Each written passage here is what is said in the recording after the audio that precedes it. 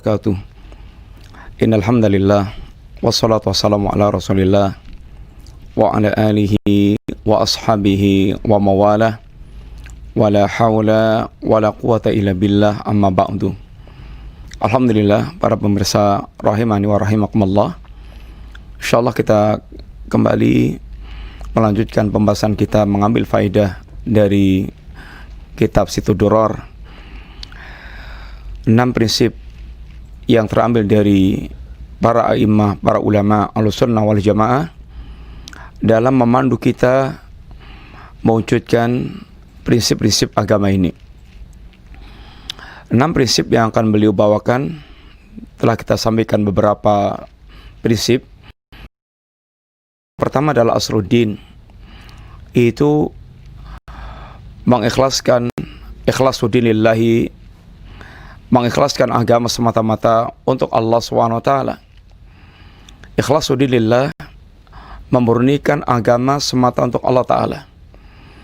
Ini adalah prinsip pertama, karena prinsip ini berkaitan dengan penegakan tauhid, perkara pokok yang paling pokok, yang paling utama, yang menjadi kunci dakwah semua nabi dan rasul, dan menjadi kewajiban terbesar seorang hamba atau seorang muslim.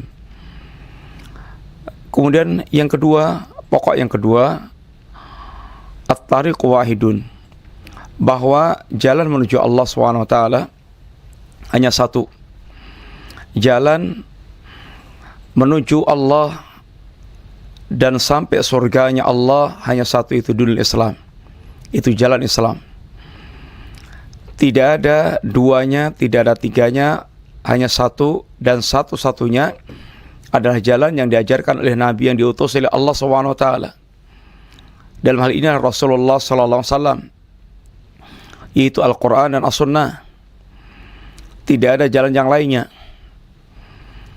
Orang yang mereka mendakwahkan bahwa ada jalan lain selain jalan Islam dalam mengantarkan ketujuan sampai kepada Allah Ta'ala, maka para pendakwah ini adalah para syaitan, sebagaimana syaitan di kalangan jin telah mendakwahkan, menipu para hamba Allah yang berjalan di atas siratal mustaqim, itu untuk masuk ke jalan-jalan alternatif yang mereka ini ajakkan.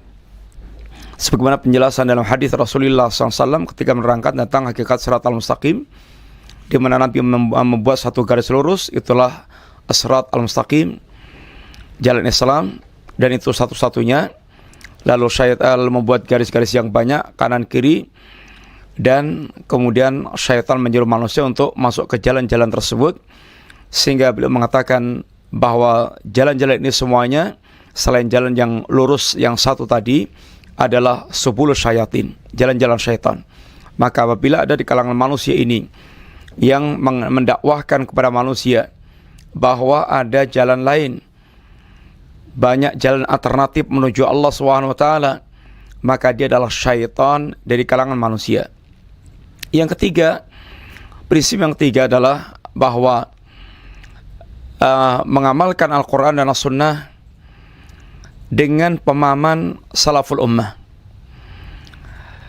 Ketika kita wajib berpegang teguh dengan Al-Quran dan As-Sunnah, maka mesti ada rukun yang ketiga lagi, yaitu dengan pemahaman as-salafus salih, dengan pemahaman salaful ummah, karena ini penegasan yang ditegaskan Allah, ditegaskan Rasulnya Sallallahu Alaihi Wasallam, yang istilah para ulama kita bahwa inilah kunci ketiga setelah Al-Quran dan As-Sunnah dalam kita beragama. Di antara titik tolak munculnya berbagai macam perbedaan-perbedaan adalah ketika mereka memahami Al-Quran dan memahami As-Sunnah. Mereka memahami dengan kadar akal mereka sendiri. Mereka memahami dengan perasaan mereka, sehingga muncul berbagai macam pemahaman-pemahaman yang sangat banyak, menimbulkan ikhtilaf yang sangat banyak, dan bakal bisa meruncing. Maka ini membutuhkan raf'ul khilaf, membutuhkan pengangkat, yakni khilaf. Dan raf'ul khilaf itu adalah mengembalikan pemahaman kepada para sahabat Nabi atau para salaf, yang para salaf adalah para sahabat Nabi radhiyallahu anhum jami'an.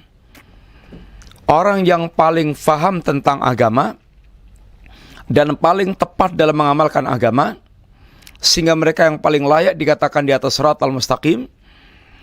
Dan kita tentu menjadikan manusia terbaik dalam memahami agama dan mengamalkan agama sebagai rujukan dalam kitab beragama. Tidak ada yang lebih baik dibandingkan dengan para sahabat Nabi radhiyallahu anhum jami'an, yang mereka disifati oleh para salaf kita dengan ungkapan mereka adalah aslam wa a'lam wa ahkam.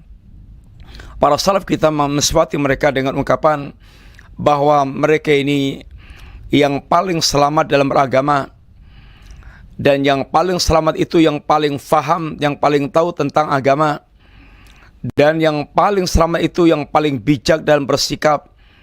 Sehingga sifat ini ada pada para salaf, dan selayaknya kita yang ingin selamat pula dalam beragama mengikuti jalannya para salaf radhiyallahu anhum jami'an.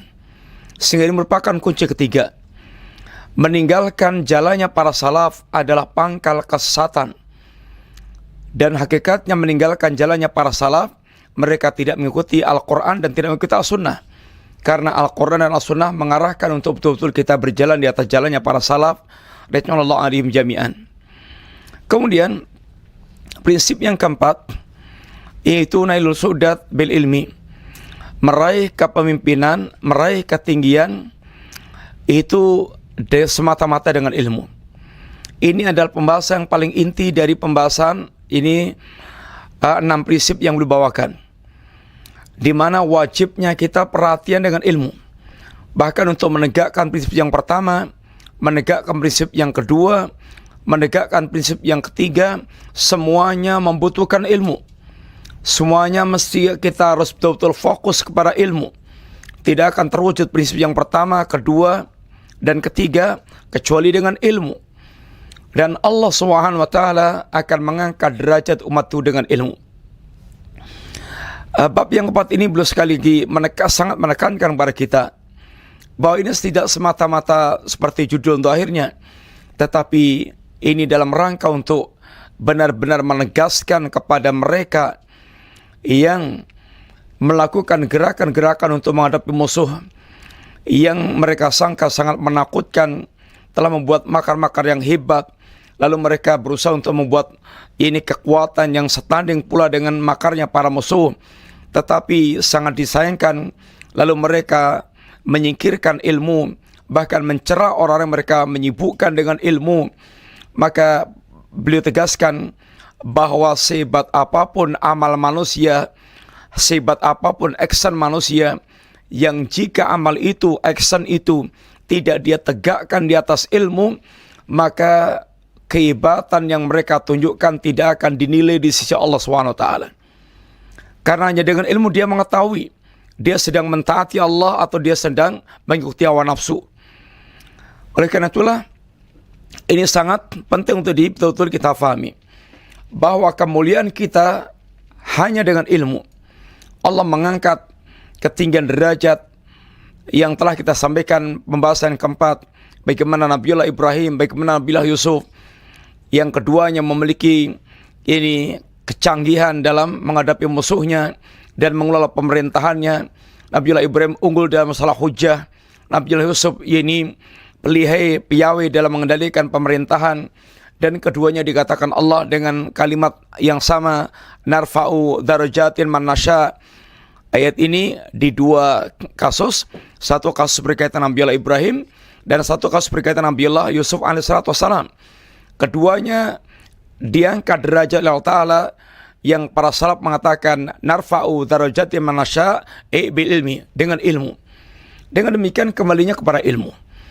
Demikian pula ketika Allah SWT menegaskan bahwa kemenangan itu Allah berikan pada Hizbullah, orang-orang yang mereka betul-betul menjadi pembela Allah, orang mereka betul-betul menjadi para ini pejuang-pejuang ajaran agama Allah Ta'ala, tidak akan pernah menjadi tidak akan pernah menjadi Hizbullah kecuali ini orang yang mereka benar-benar mempelajari agama Allah SWT.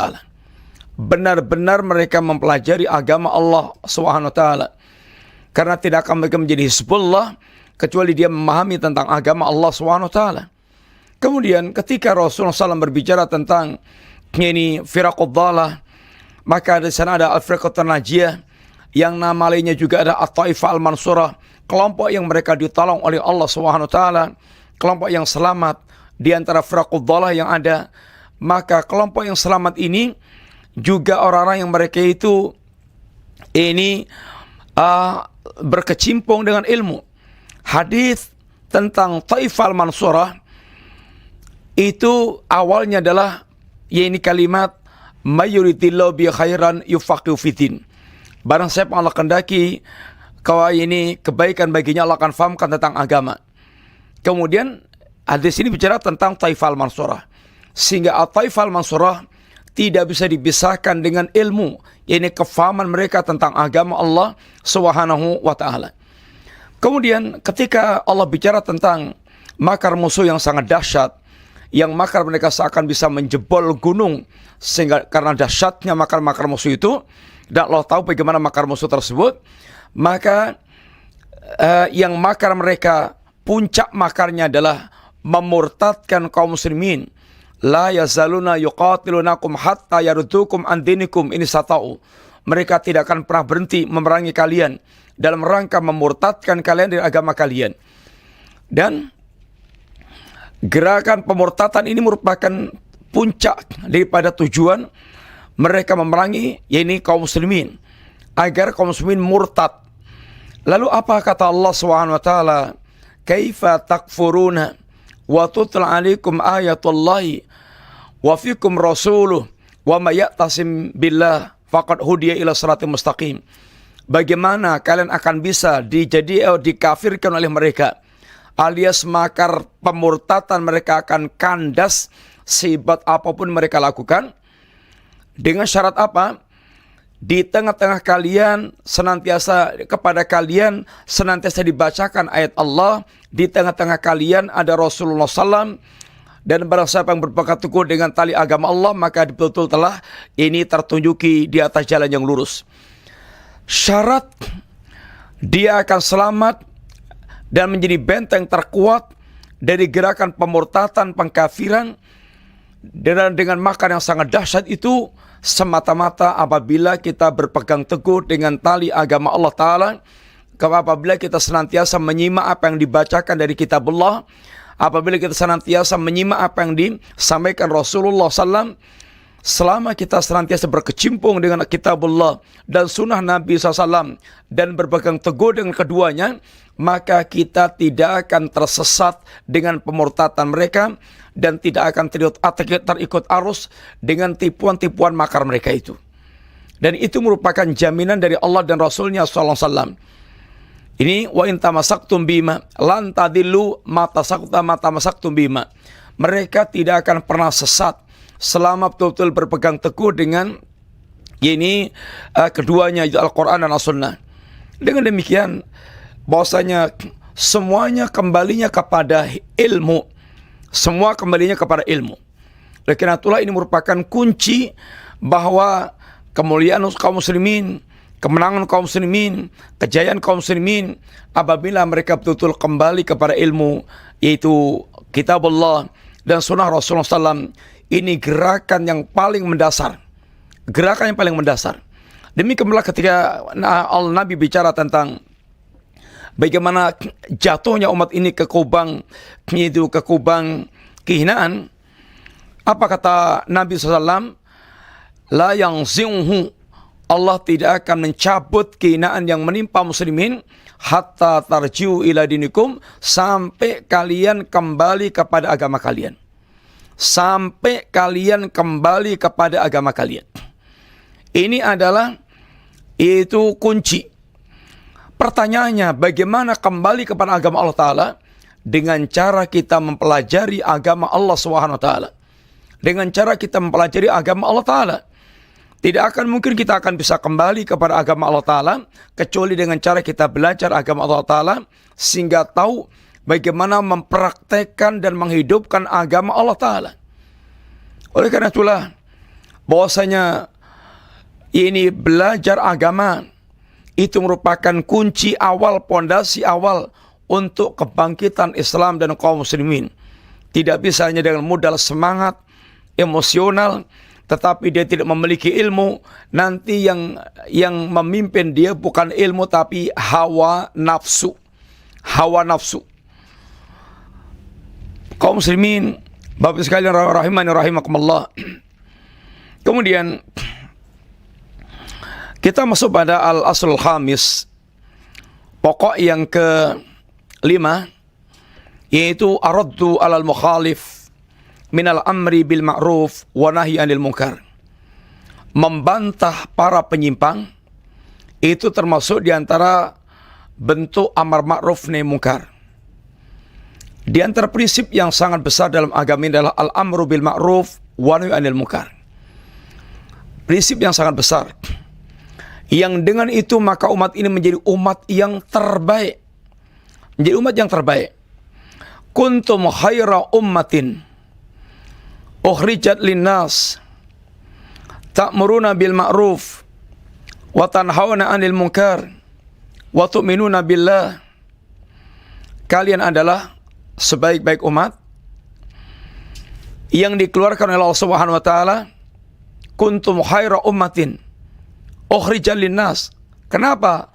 Ta'muruna bil ma'ruf wa tanhauna 'anil munkar. Karena kalian yaitu menegakkan amar ma'ruf nahi munkar. Sehingga ini termasuk prinsip yang sangat besar untuk menentukan bahwasanya seorang itu dia dalam kebaikan, dia menjadi umat yang terbaik, di antaranya dengan sebab mereka menegakkan al-amru bil ma'ruf wa nahyi 'anil munkar. Dan tentu dalam masalah ini semuanya dengan ilmu. Mewujudkan al-amru bil ma'ruf wa nahyi 'anil munkar semuanya dengan ilmu.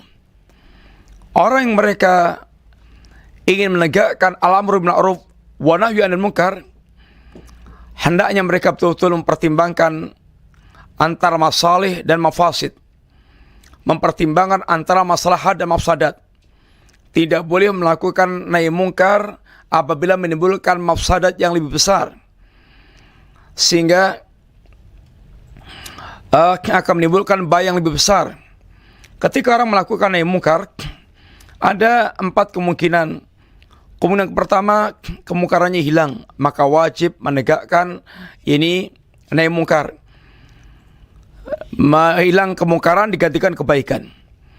Kemungkinan kedua adalah ini berkurangnya kemungkaran, sekalipun tidak tuntas sampai seakar-akarnya, maka ini pula wajib menegakkan nahi munkar.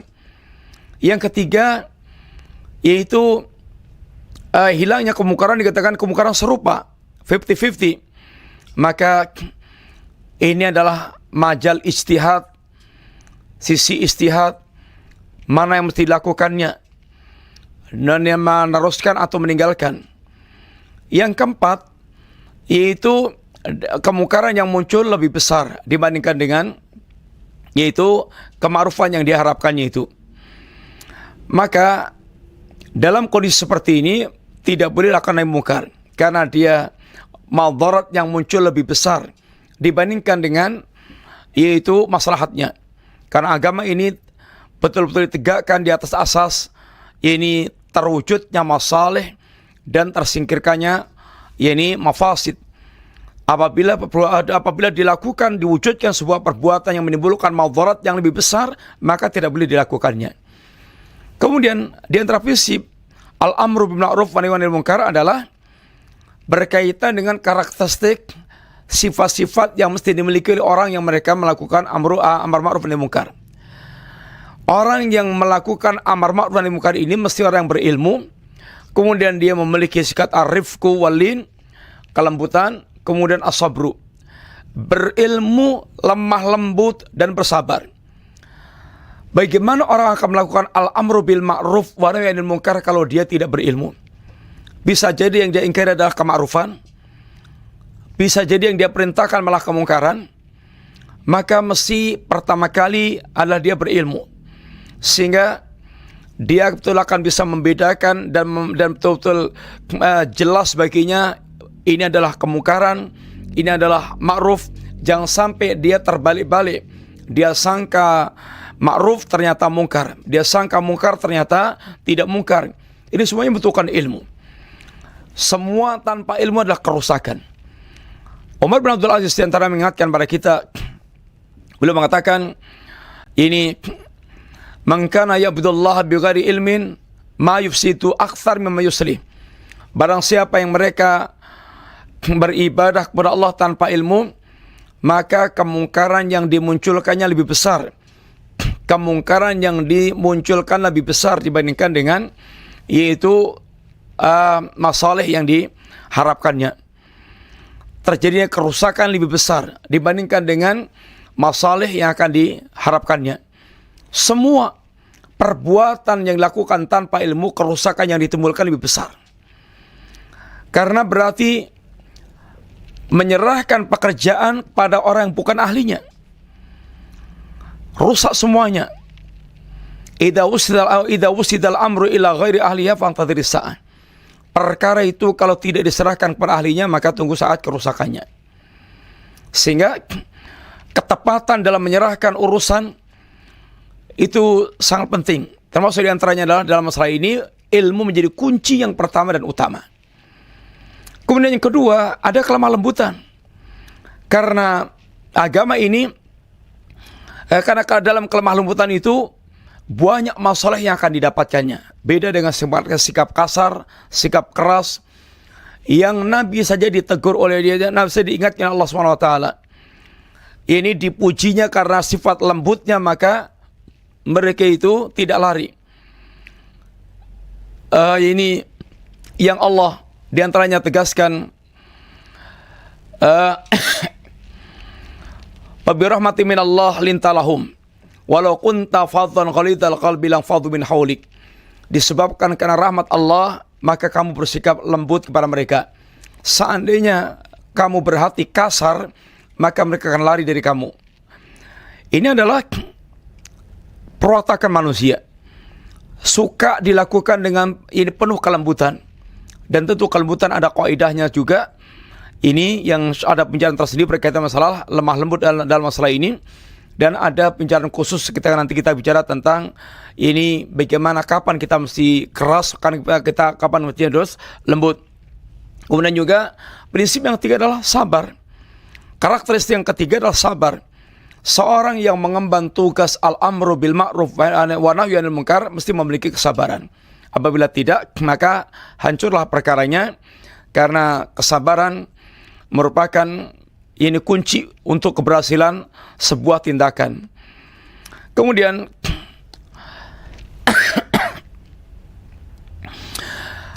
dan perbuatan yang kita ingkari ini mesti betul-betul perbuatan yang betul-betul mungkar, benar-benar mungkar, bukan samar-samar, bukan perkiraan, tetapi betul-betul merupakan perbuatan kemungkaran. Dan kemungkaran yang kita ingkari itu kemungkaran masih ada, bukan kemungkaran yang sudah lewat. Kemudian kemungkaran itu betul-betul kita lihat dengan mata kita, bukan dengan dimata-matai. Ini adalah apa yang disebutkan para ulama berkaitan dengan ini bagaimana kita mengingkari, yaitu kemungkaran-kemungkaran yang ada itu.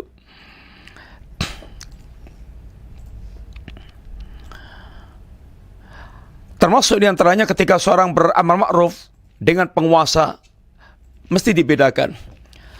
Beramar ma'ruf dengan penguasa itu tidak boleh dengan kekerasan dan senjata. Ini akan menimbulkan madarat yang sangat besar. Dan mengingkari kemungkaran penguasa itu dengan cara sembunyi-sembunyi. Memberikan nasihat dengan cara sembunyi-sembunyi, sehingga tidak diobral di tengah ini manusia. Ini beberapa prinsip yang diajarkan para ulama kita berkaitan dengan prinsip al-amru bil ma'ruf wa nahyi 'anil munkar. Sehingga pilar ini pilar yang sangat besar. Kemudian bab yang kelima ini beliau bawakan pada kita membantah orang yang menyimpang itu bagian dari al-amru bil ma'ruf wa nahyi 'anil munkar. Ini beliau tegaskan dalam pembahasan beliau di sini. Di antaranya beliau katakan li'anna ba'dha du'afa'in nufus wa qalilil ilmi tadhiqu suduruhum inda mutala'ati rudud dhannan minhum anna dhalika aqrab ilal wara' wa siyanata a'radil muslimin. Kenapa beliau bawakan pembahasan ini? Karena sungguhnya sebagian orang mereka lemah jiwanya dan sedikit ilmunya, itu dadanya terasa sesak ketika mentelaah yaitu bantan-bantan para ulama. Dia sangka bahwa dengan tidak membantah itu lebih dekat kepada sikap wara'. Artinya kalau membantah seseorang itu dianggapnya tidak memiliki wara' atau kurang wara'nya. Dan mereka sangka bahwa dengan membiarkan tanpa membantah itu lebih menjaga wasianati a'radil muslimin, lebih menjaga kepada a'rad, kehormatan kaum muslimin. Itu sangkaan mereka. Dan ini sangkaan kebodohan. Ini sangkaan kebodohan. Dianggapnya wara itu dengan cara tidak membantah kesalahan. Wara itu dianggapnya dan dianggapnya tidak membantah kesalahan itu, dianggapnya menjaga kehormatan kaum muslimin. Ini sebuah kesalahan. Sepanjang sejarah kaum muslimin yang para ulama itu memiliki tugas menjaga agama Allah Subhanahu wa taala. Ibaratnya polisinya agama adalah para ulama. Sehingga ketika ada pelanggaran mesti polisi akan nyemprit. Apa ada orang bilang sempritan polisi itu yaitu tidak wara' atau dia tidak menjaga kehormatan seorang sehingga disemprit, sehingga kelihatan salahnya, biarkan aja bablas. Nggak bisa. Dengan ditegakkannya aturan itu, dengan dijaganya aturan itu akan tegak perkara. Akan menjadi keselamatan di tengah-tengah manusia. Demikian pula berkaitan dengan agama. Tidak boleh ulama diam dari kesalahan-kesalahan yang terjadi di tengah-tengah muslimin. Dari kesesatan-kesesatan yang bermunculan di tengah-tengah kaum muslimin. Dan hakikatnya penyimpangan-penyimpangan agama itu merupakan lubang menganga tempat masuknya para musuh untuk menghancurkan Islam dan kaum muslimin. Sehingga keberadaan para penyimpang itu sungguhnya membuat lubang-lubang yang menjadikan jalan bagi musuh untuk kemudian masuk ke tengah-tengah pasukan muslimin, sehingga akan merusak dan menguasai kaum muslimin. Oleh karena itulah beliau ingin tegaskan bahwa bantan itu sebuah keharusan. Karena dalam rangka menjaga agama Allah Ta'ala. Liyahlika man halaka an bayinatin wa yahya man hayya an bayinatin. Agar orang yang akan hancur dengan hujah setelah jelas perkaranya itu, dan orang yang mereka ingin hidup di atas kejelasan hujah bayinah yang terang. Sehingga tidak boleh para ulama diam. Tidak boleh orang mereka mengetahui hakikat kebenaran yaitu diam. Hanya dengan hujah satru alal muslimin, dengan hujah dalam rangka menutup aibnya muslimin, dengan hujah sedang fokus jam'ul kait lil kafirin, sedang mengumpulkan kekuatan makar untuk menghadapi orang-orang kafir. Tidak boleh alasan ini kemudian membuat seorang ulama, seorang yang tahu agama membiarkan kesalahan terjadi dengan alasan menutup aib kaum muslimin, dengan alasan sedang menghimpun kekuatan menghadapi musuh. Nggak bisa. Tidak bisa. Karena ini menjadi celah yang akan membusukkan muslimin. Anggota tubuh kita ini, kalau ada koreng atau luka yang bisa membuat busuknya seluruh tubuh, ya diamputasi, ya dibersihkan, sehingga betul-betul tubuh ini akan sehat. Karena dibiarkannya tidak dibersihkan, itu akan membosokkan seluruh tubuh yang lainnya. Ini kebutuhan dibersihkannya itu, atau diambilnya ditanganinya itu, sehingga bukan malah dibiarkan sampai tadi yang busuknya itu hanya kecil, harusnya segera diselesaikan. Karena dibiarkan, nggak diobati, maka kemudian bosoknya itu menjalar ke seluruh tubuh. Ini kehancuran. Tidak boleh kemudian dalam rangka alasan menutup aibnya muslimin dibiarkan kemungkaran itu, nggak bisa. Sehingga kemungkaran itu terus menjalar di tengah-tengah muslimin. Apalagi ahlul batil tidak akan pernah diam pula untuk terus mengembangkan kebatilannya. Dengan alasan sedang fokus mengumpulkan kekuatan menghadapi musuh, ini tidak pula alasan untuk menghentikan, yaitu mengoreksi, membantah, mengingatkan kesalahan orang yang mereka salah. Nabi pun ketika di masa-masa peperangan, Nabi tetap mengingatkan kesyirikan yang terjadi atau yang akan terjadi di tengah-tengah kaum muslimin. Padahal di tengah-tengah peperangan untuk menghadapi musuh.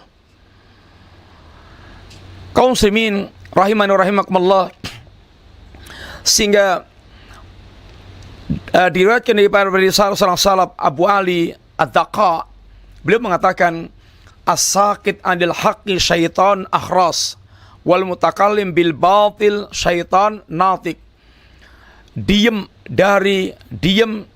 dari membela kebenaran, harusnya dia bicara, angkat bicara untuk membela kebenaran, lalu dia diam, ini adalah syaitan akhras, syaitan bisu.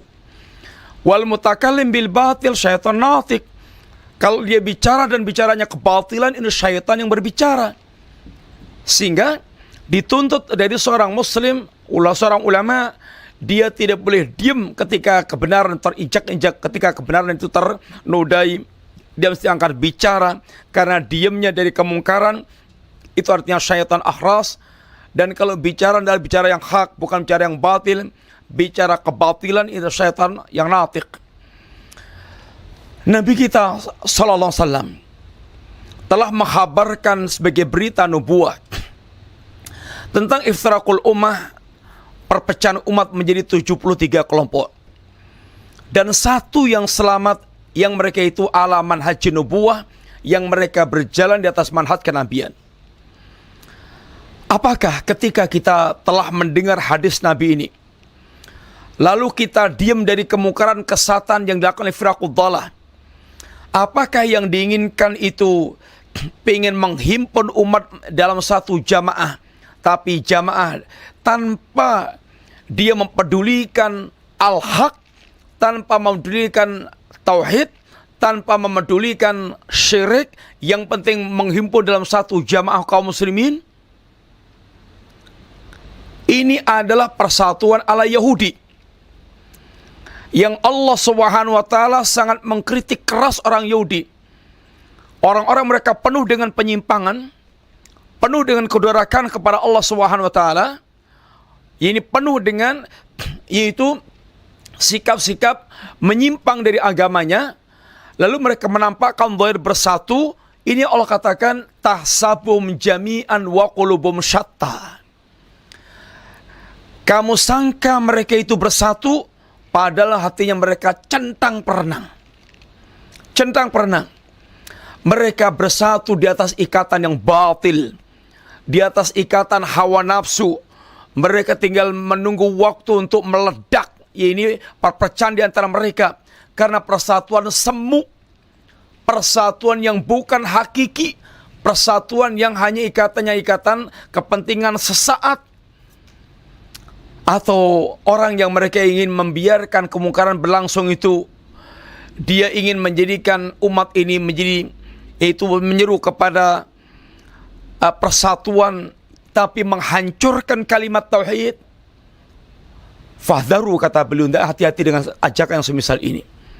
Sehingga berapa banyak di kalangan kaum muslimin yang ketika bicara persatuan tanpa peduli tauhid, tanpa peduli kesyirikan, bahkan ini mengajak persatuan tanpa dengan melarang bicara akidah tauhid, tanpa dengan melarang bicara tentang syirik, melarang bicara tentang bid'ah, karena itu dianggap akan memecah belah barisan kaum muslimin.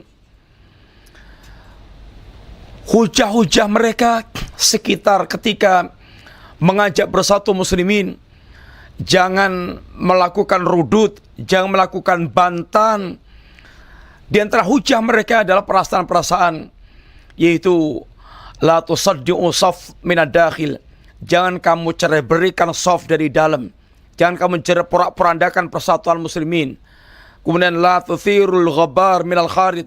Jangan kamu hamburkan debu dari luar.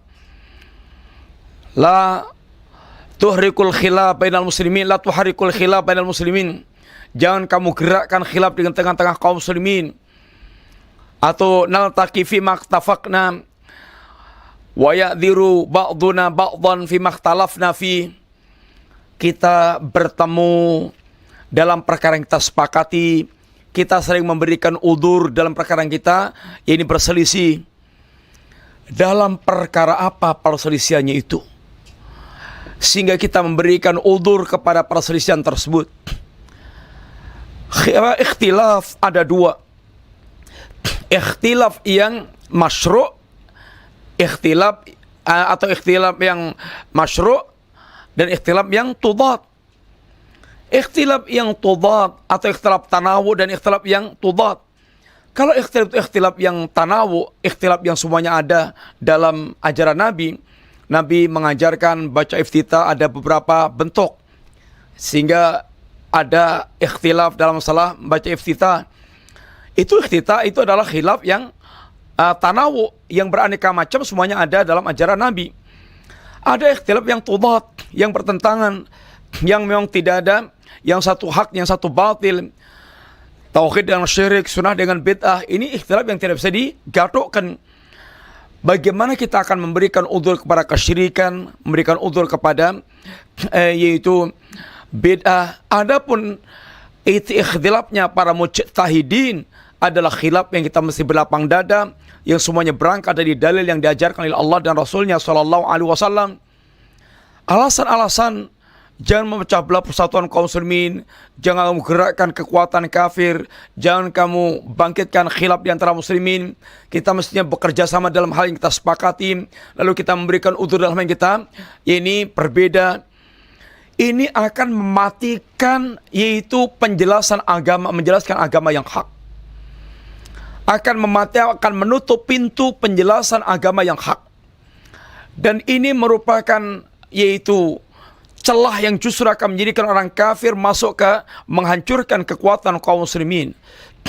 Dan ini model-model Yahudi, persatuan model Yahudi yang telah dijelaskan oleh Allah Ta'ala. Ini tahsabum jami'an wa qulubum syatta.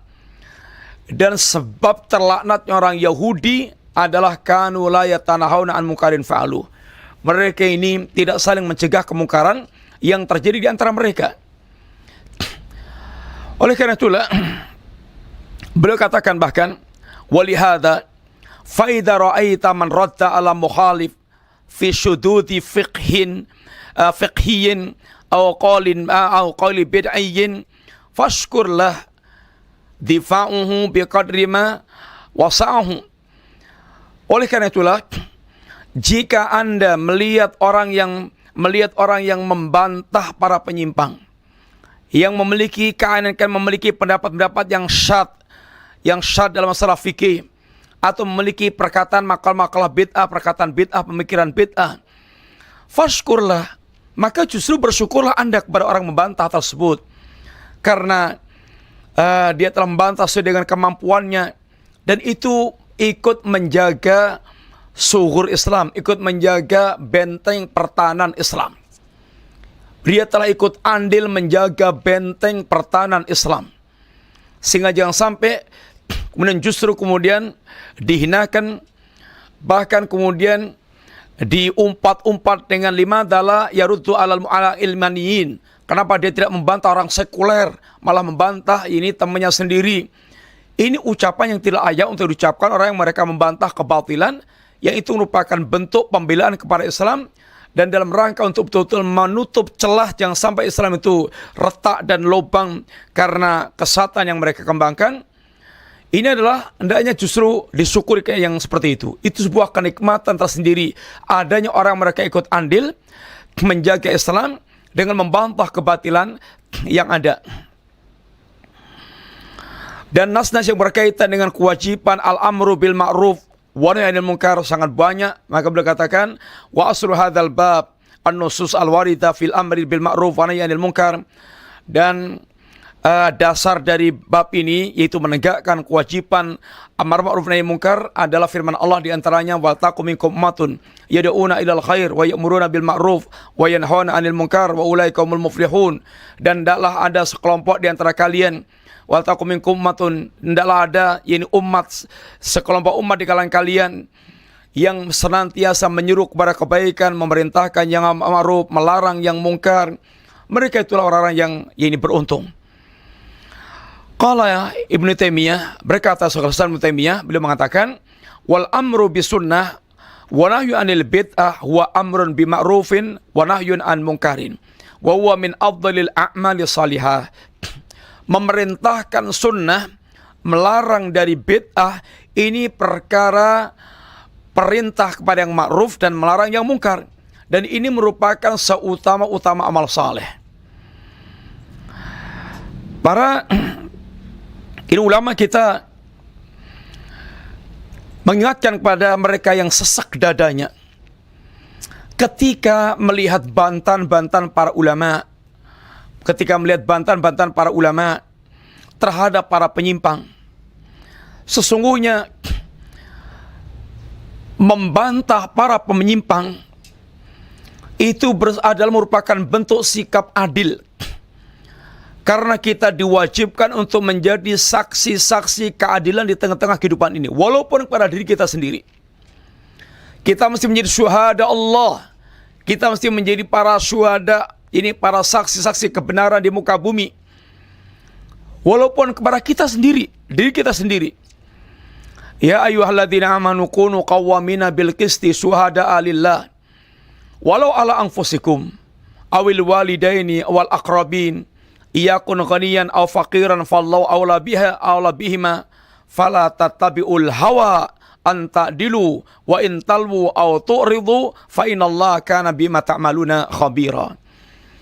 Allah katakan, wahai orang yang beriman, jadilah kalian qawwamina bil qisti, jadilah kalian orang yang menegakkan keadilan, syuhada'a lillah, yaitu menjadi saksi-saksi Allah di muka bumi, walau ala anfusikum, walaupun kepada diri kalian sendiri, awil walidain wal aqrabin, atau kepada kedua orang tua atau kepada kerabat, maka keadilan tetap ditegakkan.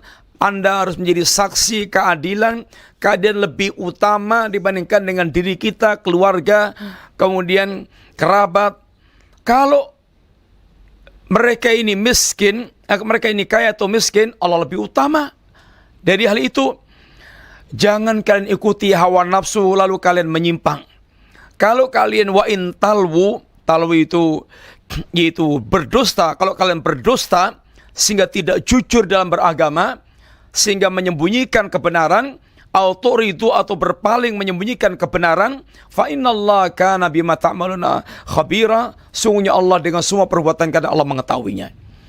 Sehingga membantah para penyimpang walaupun itu berasal dari kalangan kaum muslimin dan mereka bahkan memiliki kebaikan di satu sisi, itu termasuk bagian daripada menegakkan keadilan, menegakkan syuhada Allah, menjadi saksi-saksi Allah di muka bumi.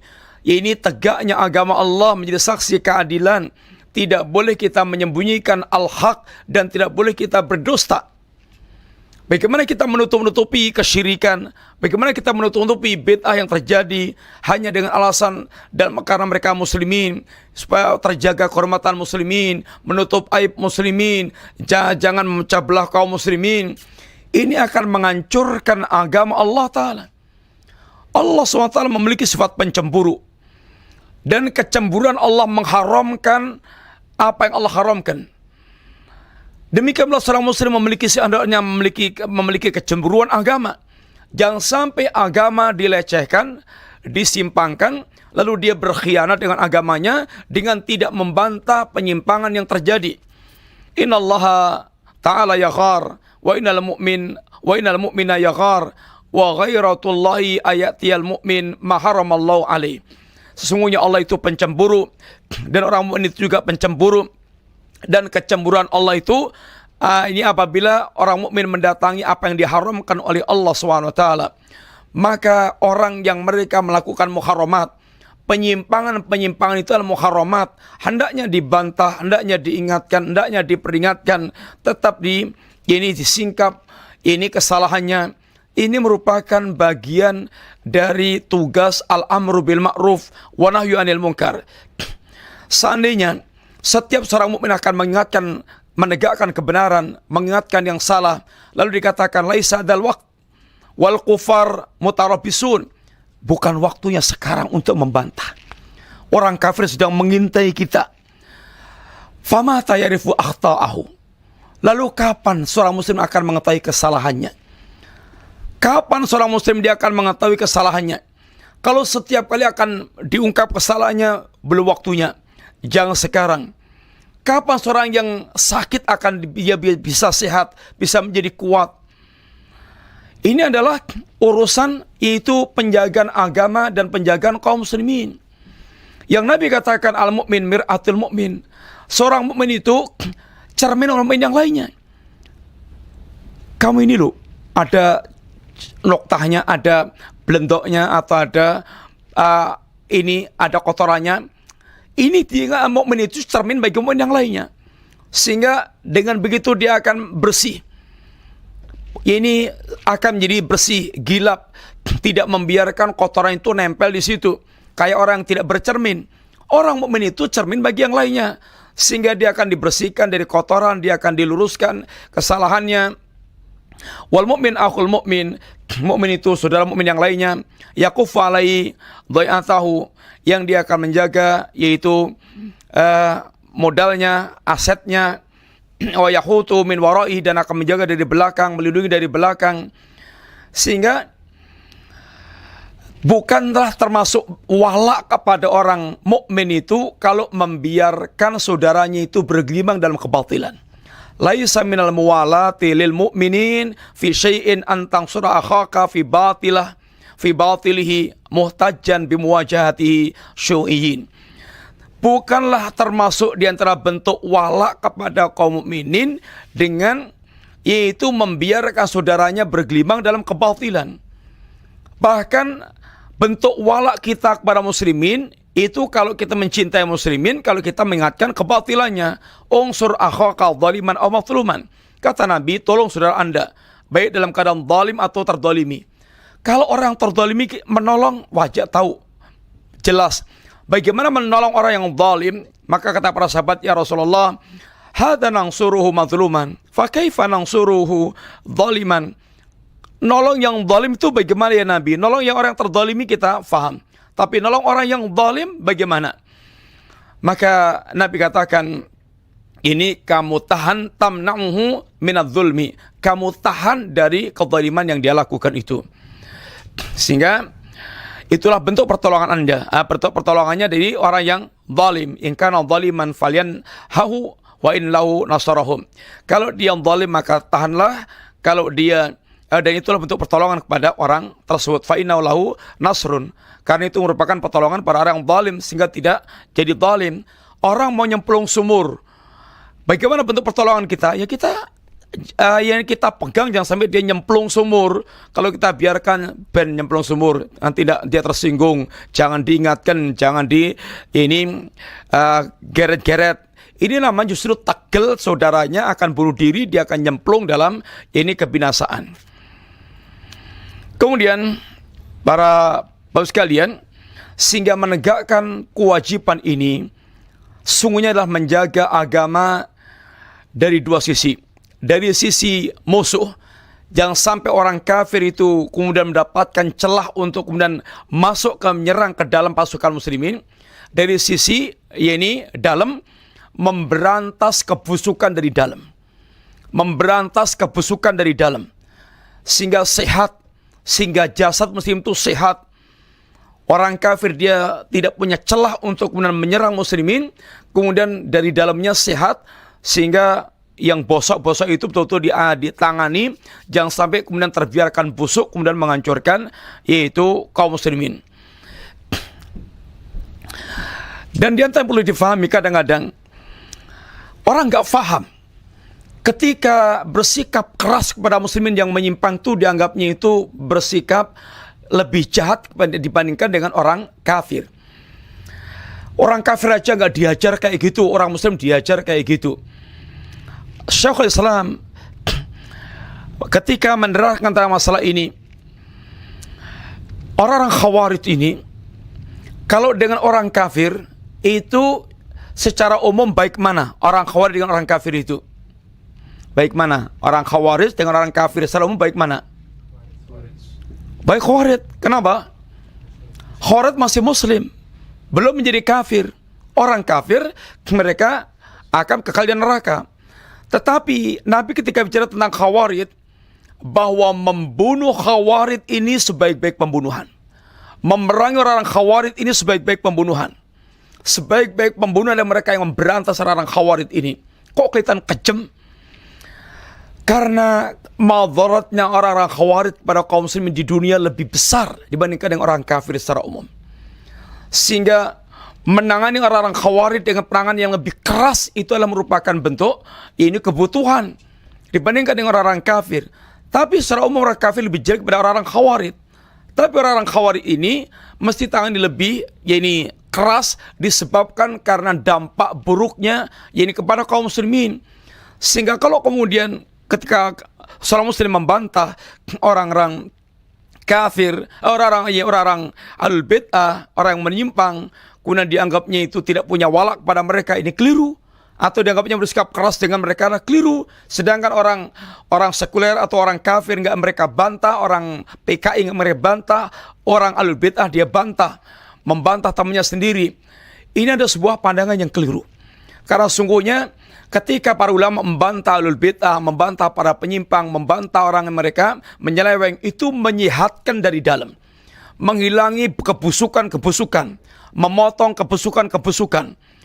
Maka para ulama di antara perbuatan para ulama Aljazair, mereka membantah kelompok-kelompok yang menyimpang gencar, membantah, merudut kelompok yang menyimpang sangat gencar, sufi-sufi di antaranya itu, dibandingkan dengan membantah orang-orang mereka yang terkena pemikiran komunisme. Kenapa? Apakah berarti para ulama ini telah mengarahkan senjatanya kepada teman sendiri? Tidak. Karena keberadaan orang-orang ini sufi ini membusukkan dari dalam. Membusukkan dari dalam. Orang yang taunya Islam dari sufi dari kecil, taunya Islam itu ya sufi itu. Ketika nanti mereka itu sekolah di Eropa umpamanya, akalnya sudah mulai main, lalu melihat sufi itu jorok kayak begitu, dia akan ingkari sufi alias mengingkari agama, sehingga merendahkan Islam. Dia anggapnya sufi itulah Islam karena tidak mengenal Islam. Maka memberantas sufi, memberantas pemikiran-pemikiran yang menyimpang itu artinya betul-betul ingin menampilkan Islam seperti yang diajarkan Allah dan Rasulnya. Jangan sampai salah pandang tentang Islam, alias dengan dengan ungkapan yang lebih gampang, yaitu menyelesaikan kebusukan di dalam, sehingga sehat, sehingga betul-betul kuat, bagus, dan orang kafir itu tidak akan menyerang kita kecuali ada celah. Dan selama ini dalam sejarah, ahlul bid'ah seperti sufi, para penyimpang, firaqud dhalalah itu menjadi pintu masuknya untuk menghancurkan muslimin. Tartar yang membantai jutaan muslimin, itu pintu masuknya adalah seorang Al-Qami Rafidhi, Nasruddin At-Tusi Rafidhi, sehingga Rafidah yang menjadi celah masuknya mereka membantai muslimin. Dan sampai sekarang yang menjadi celah-celah untuk mengantarkan ini para musuh-musuh menghancurkan Islam adalah orang-orang al-bid'ah. Ini orang-orang mereka itu menyimpang pemikirannya. Maka terkadang kita nggak bisa pikir ada muslimin yang bisa menyatu dengan komunis. Kenapa? Ya begitu sejarah dari zaman dulu kala. Munafikin, para penyimpang-penyimpang ini, atau para kaki tangan munafik, atau yang terprovokasi oleh orang munafik, ini merupakan penyakit yang merupakan pembusukan dari dalam, maka para ulama sangat gencar membersihkan kebusukan-kebusukan ini dalam rangka menampilkan Islam yang sehat, sehingga betul-betul ini Islam yang betul-betul dipandang indah sebagaimana aslinya yang Allah tunjukkan kepada kita dan Nabi ajarkan kepada kita. Demikian sekilas bagi sekalian prinsip yang kelima ini. InsyaAllah kita akan lanjutkan pembahasan berikutnya dari bab ini. Mudah-mudahan Allah memahamkan kita tentang agamanya, sehingga membantah al-bid'ah itu sama dengan seperti berjihad melawan orang munafik yang menyebarkan penyimpangan-penyimpangan di dalam agama ini. Wassallallahu ala nabiyina Muhammadin wa ala alihi wasallam. Ada pertanyaan? Assalamualaikum. Afwan, izin bertanya, adakah kiat-kiat tertentu untuk menjadi ibu yang salehah? Terima kasih. Bismillahirrahmanirrahim. Kiat pertama adalah belajar agama. Karena kesalahan itu diawali dengan dia faham tentang agama. Tidak akan pernah mungkin menjadi saleh kecuali dia faham agama. Ini pertama. Yang kedua, ia mengamalkan agama. Yang ketiga, yaitu dibimbing oleh ini guru yang benar. Sebab kalau kita salah bimbing, salah pembimbingan juga bisa menjadi ibu yang tolehah. Walaupun kita belajar agama, tapi dia terkena pemikiran sesat, kemudian mendidik anaknya dengan pemikiran sesat, ini adalah tentu bukan soleh lagi. Kemudian mencari suami yang saleh juga, agar menjadi betul-betul kesalahan ibunya itu akan bisa bertahan dengan kesalahan ini suaminya.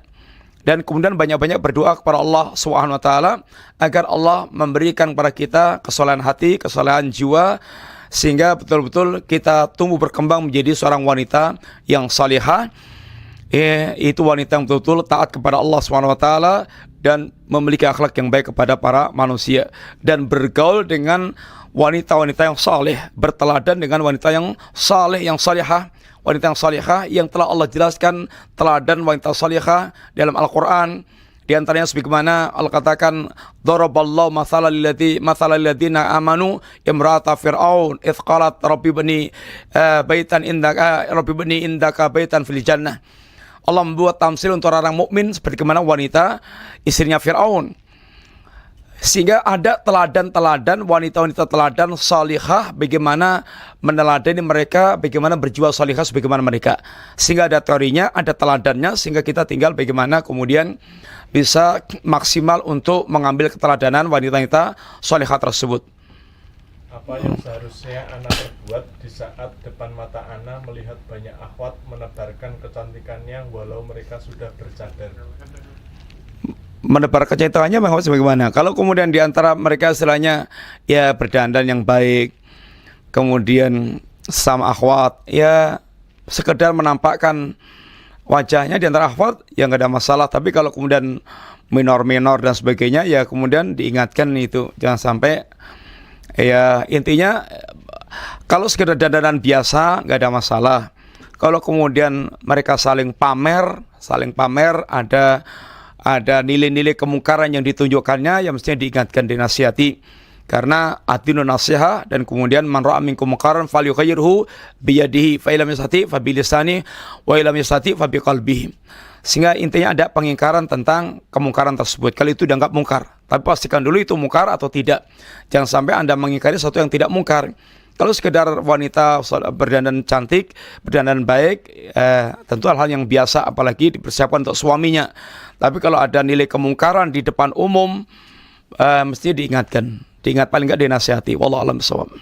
Apakah boleh kalau Ana membeli sebuah buku karya seorang ustadz atau syekh, lalu Ana sebarkan poin-poin yang ada di buku itu dalam bentuk postingan? Ya boleh aja, yang penting adalah intisari dari kita dari buku tersebut tanpa merubah maknanya, ringkasan dari kitab tersebut atau bagaimana, ya nggak ada masalah. Yang penting ini rujukannya kitab ini, ada isi kandungannya begini-begini, poin-poin yang penting yang perlu untuk disampaikannya, nggak ada masalah. Yang penting betul-betul dia tidak merubah, tidak ada punya niat untuk yaitu memotong-motong, tapi dia betul-betul mengambilkan intisari nasihat ada di kitab tersebut. Lalu bisa dirujuk ke kitab ini, kitabnya ini, karangannya ini, boleh aja seperti itu. Dan bisa merupakan bagian amal saleh yang menebarkan kebaikan. Wallahu a'lam bishawab. Bagaimana kalau kita punya teman, kita mengingatkan untuk menutup aurat, tapi dia belum juga tersadar. Kemudian kita membiarkannya saja. Apa kita? Ya nanti diulangi lagi, nih nasihati lagi, lain kali nasihati lagi, belum lagi nasihati lagi, terus nggak bosan-bosan untuk memberikan yang namanya dakwah. Mesti sabar dan terus berulang, jangan sampai putus asa. Dan dakwah itu bukannya sekali, aja bukannya sekali, tapi terus diulang-ulang terus sampai siapa yang bosan. Kita tidak boleh ada bosannya karena dakwah sampai kita mati. Dakwah itu ibadah, dan ibadah itu sampai kita mati, sehingga tidak ada batasnya untuk kita mengajak manusia.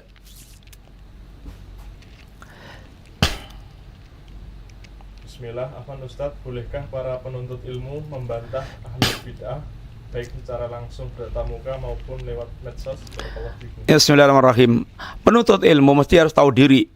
Untuk membantah ahlul bid'ah itu mesti harus tahu diri. Seperti Anda mau gelut, mau yaitu gulat. Kalau musuh Anda itu sudah kelas berat, Anda masih kelas do'ira, itu bisa dihuntal miring sama mereka, bisa membahayakan. Nanti pelongo-pelongo nggak karuan, bisa menjadi diinjak-injak, dipermalukan. Dakwah itu ada tahapannya, ada itu dengan bil hikmah, mau'izatul hasanah, wajadilhum billatil ahsan. Jidal ini membutuhkan ilmu khusus, kemampuan khusus, dan sikap-sikap yang lebih pada diri seorang tersebut. Jangan sampai kemudian nanti dia maju tanding, baru kemudian diselentik saja udah jungkelnya 7 kali, nanti bisa ini memalukan. Ya ini Ahlussunnah harus tahu diri,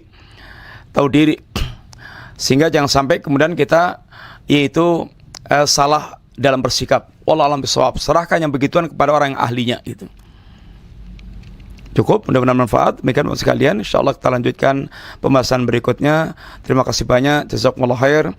Subhanakallahumma wa bihamdika asyhadu an la ilaha illa anta astaghfiruka wa atubu ilaik. Wa sallallahu ala nabiyyina Muhammadin wa ala alihi wasallam. Assalamualaikum warahmatullahi wabarakatuh.